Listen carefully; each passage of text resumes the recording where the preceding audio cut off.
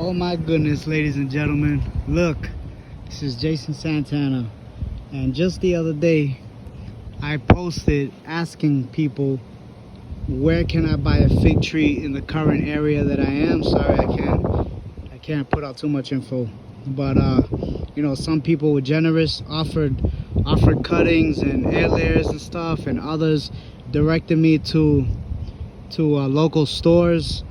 But man, I took a curve going down a road, and I happened to come across my first ever fig tree, and it looks like it's a wild one, and I can't believe this. It's my first ever natural in the ground tree I've ever encountered in my life.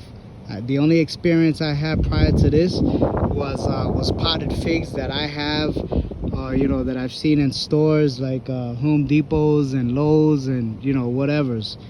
But this, you know, it's crazy how the universe works. I was just asking for it. I let it go, and lo and behold, boom! One day I'm at work.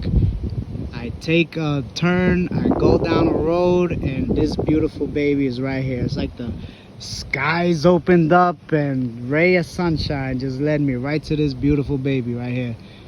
Now I have pictures. I will post pictures. I found one ripe fig.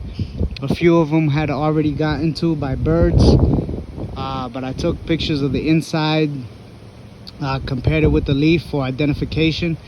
It actually tasted like a brown turkey, though you know, I could be entirely wrong, but from my experience, the figs that I have tasted before, it does taste a little like a brown turkey.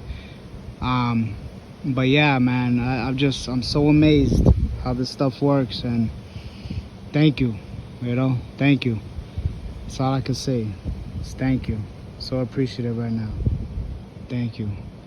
Ladies and gentlemen, y'all have a great day. Love y'all. Have a good one. Bye.